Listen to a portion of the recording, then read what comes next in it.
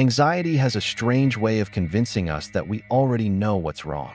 We tell ourselves that we're anxious because of tomorrow's presentation, or the important email that hasn't arrived yet, or the medical test we're waiting for. Maybe it's an interview, a difficult conversation, or the fear that something might go terribly wrong during an upcoming trip. The cause seems obvious. If only that one situation could disappear, we imagine we'd finally be able to relax. But what if that's only part of the story? What if the event occupying your mind isn't actually the true source of your anxiety, but merely the place where a much deeper fear has chosen to reveal itself? Most of us naturally focus on the external problem. We analyze every possible outcome, rehearse conversations in our heads, and search for ways to gain more certainty. We believe that if we can eliminate enough risks, our anxiety will finally disappear. Yet anyone who has struggled with chronic anxiety knows that it rarely works that way. One worry fades, and another quietly takes its place. The presentation ends, but now you're worried about what people thought of you. The flight lands safely, but then you begin worrying about something else. The email finally arrives, only for your mind to find another reason to stay alert. It's as though anxiety isn't attached to any particular event. It simply keeps searching for a new home. This raises an uncomfortable but important question. What if anxiety isn't being created by the situations in our lives? What if those situations are only triggering something that has been living inside us for years? Psychology often asks us to look beneath the surface, beyond the obvious explanations we instinctively cling to.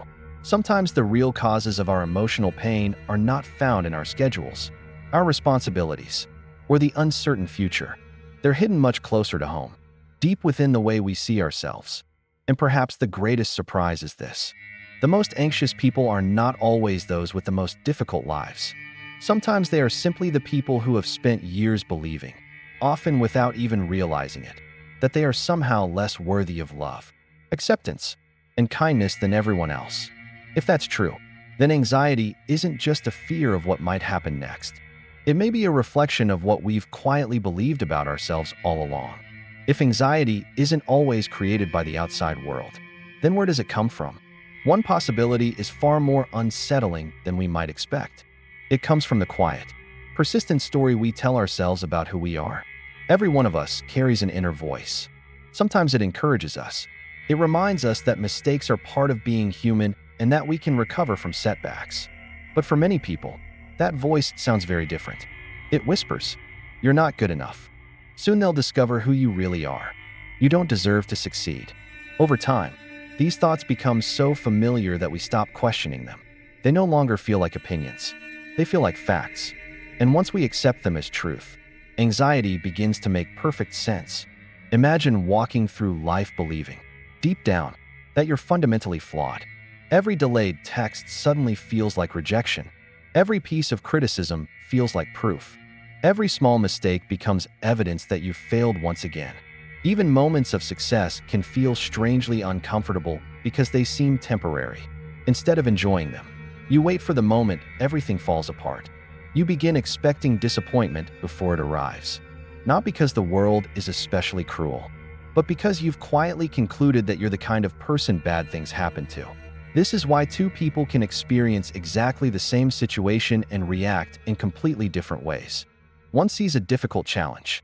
The other sees confirmation that they were never capable in the first place. The difference isn't always the event itself. It's the identity each person brings into that event. Psychologists often describe this as a deeply rooted belief system, an emotional lens through which we interpret everything around us. When that lens is clouded by self-doubt or self-rejection, even ordinary moments begin to feel threatening. The world hasn't necessarily become more dangerous. It simply appears that way because we're constantly expecting judgment, failure, or abandonment. Perhaps anxiety isn't always trying to warn us about the future. Perhaps it's revealing something we've believed about ourselves for a very long time. And until that hidden belief is brought into the light, our minds may continue searching for new reasons to worry, while the real source of the fear remains quietly untouched. When we don't believe we deserve kindness, the world begins to feel like a courtroom. Every day becomes a trial. Every interaction feels like a judgment, and every mistake seems capable of destroying everything. This is one of the most painful consequences of self-hatred.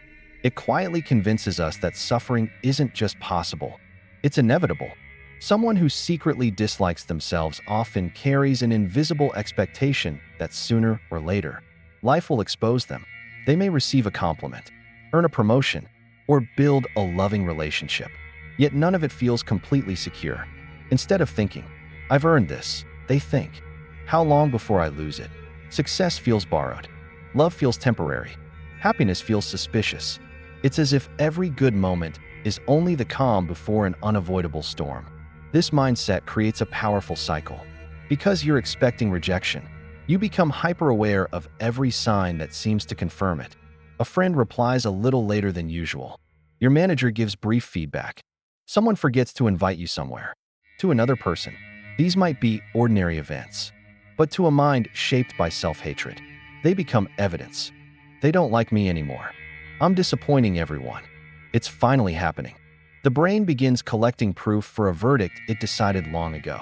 Ironically, the fear isn't always about losing a job, failing an exam, or making a mistake.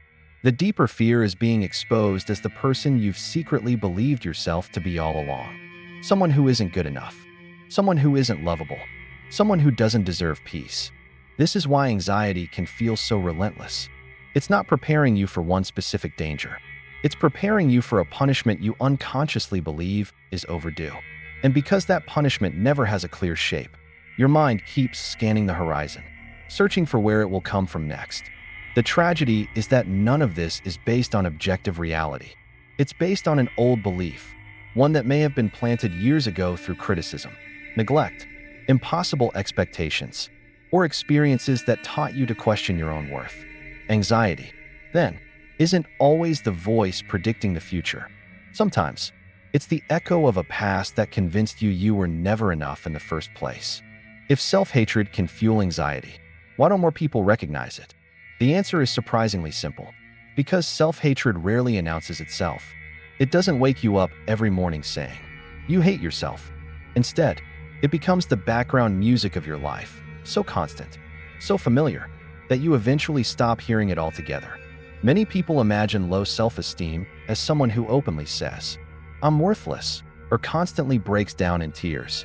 But in reality, it often looks much quieter. It appears in the person who apologizes for everything, even when they've done nothing wrong.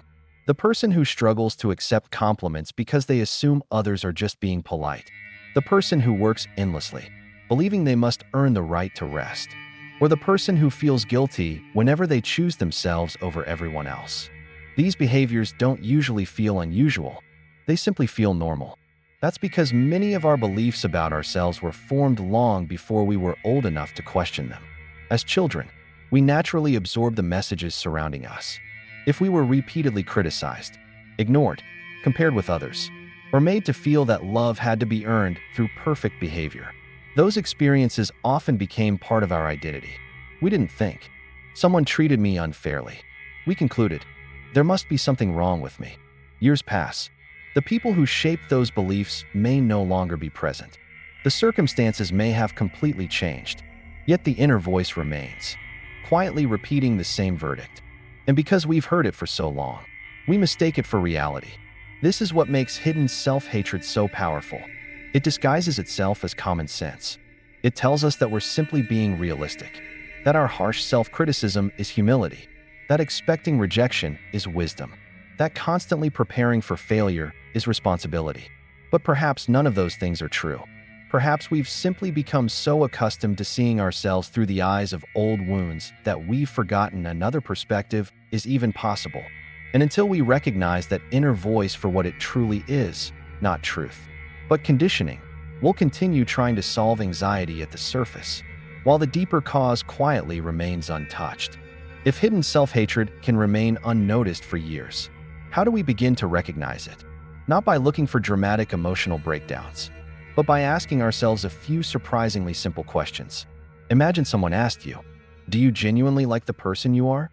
Not the version of yourself you hope to become, not the version others expect you to be, but the person you are today. How easily could you answer? Now consider another question. If someone had the opportunity to be your friend, would you honestly believe they were fortunate to have you in their life? Or would a quiet voice inside immediately begin listing all the reasons they deserve someone better? Here's another. If you could meet yourself as a complete stranger, would you walk away thinking, that seems like a good person? Or would your first instinct be to judge, criticize, and dismiss yourself in ways you would never dream of treating someone else? These questions may seem simple, but they often reveal beliefs we've carried for decades without ever examining them. Many anxious people assume their greatest struggle is uncertainty. Yet sometimes the deeper struggle is something far more painful. They've never truly believed they were worthy of love, respect, or acceptance. And when you don't believe you're worthy, anxiety begins to feel almost logical. Of course you'll expect rejection. Of course you'll fear failure. Of course every mistake feels catastrophic. Because deep down, you've already decided what the verdict should be. This is why reassurance from other people rarely lasts. A compliment feels good for a moment. Success brings temporary relief. Someone tells you you're doing well. But if the relationship you have with yourself remains unchanged, those moments quickly fade, and the old doubts quietly return. Real healing begins when we stop asking, "What's wrong with my life?" and start asking, "What have I been taught to believe about myself?" Sometimes the answers are uncomfortable, but they also open the door to something anxiety has been trying to hide for years. Not another problem to solve, but an old belief that finally deserves to be questioned. When anxiety takes over, our first instinct is almost always the same. We try to think our way out of it. We replay conversations over and over, searching for the perfect explanation. We make endless lists of possible outcomes. We gather facts, seek reassurance, and convince ourselves that if we can just eliminate enough uncertainty, we'll finally feel calm. Sometimes it works for a while, but then another worry appears, and another after that. It's like trying to stop a leaking roof by placing buckets underneath it. You might catch the water for a moment, but the leak itself remains. This is because anxiety often isn't a failure of logic. It's a wound in the way we relate to ourselves. If, deep down, you believe you're fundamentally unworthy, no amount of evidence will ever feel completely convincing. You may receive praise from 10 people, yet one small criticism will stay with you for days. You may achieve something you've worked toward for years, only to dismiss it as luck or coincidence. The problem isn't that your mind lacks information. It's that your heart doesn't believe it deserves peace. That's why healing anxiety requires more than solving problems. It requires changing the relationship you have with yourself. Imagine speaking to a frightened child. You wouldn't calm them by listing statistics or arguing that their fears are irrational. You would sit beside them. You would listen. You would reassure them that they're safe and that they don't have to face their fear alone. Strangely, we rarely offer ourselves the same kindness. Instead, we become our own harshest critic, demanding perfection from someone who's already overwhelmed. Perhaps the question isn't, how do I stop feeling anxious? Perhaps it's, why have I become so unwilling to offer compassion to the person who's suffering? Real change begins the moment we stop treating ourselves like an enemy that needs to be fixed and start treating ourselves like a human being who deserves understanding. Because sometimes the most powerful response to anxiety isn't another solution. It's the simple decision to meet ourselves with the kindness we've been searching for everywhere else. Most of us spend years asking the same question. How can I stop feeling anxious?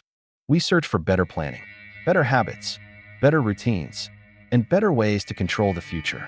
We hope that if life becomes predictable enough, our anxiety will finally disappear. But what if we've been asking the wrong question all along? What if anxiety isn't always pointing toward a dangerous future, but toward a painful belief we've carried from the past? Perhaps the real question isn't, what am I afraid will happen? It's, what have I quietly believed about myself for all these years? If you've spent a lifetime believing you weren't enough, then anxiety isn't your enemy. It's the natural consequence of trying to protect someone who has never truly felt safe. In that sense, anxiety isn't proof that something is wrong with you. It may be evidence that a part of you has been waiting, perhaps for decades, to receive the acceptance it never experienced. Healing, then, doesn't begin when life becomes perfect. It begins when we stop measuring our worth by our mistakes, our achievements, or other people's opinions. It begins when we realize that the voice constantly criticizing us was never the voice of truth.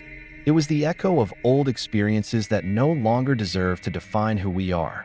Learning to like ourselves isn't arrogance. It's not pretending we're flawless or ignoring our weaknesses.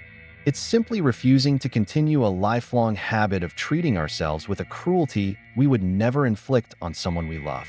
Perhaps the next time anxiety arrives, instead of immediately asking, "How do I make this feeling disappear?" Pause for a moment and ask a gentler question. What part of me feels so unsafe right now? That single question may lead you somewhere far more important than the answer you've been searching for. Because sometimes anxiety isn't asking us to control the world. Sometimes it's quietly asking us to make peace with the person we've been carrying all along. And perhaps that's where real healing finally begins.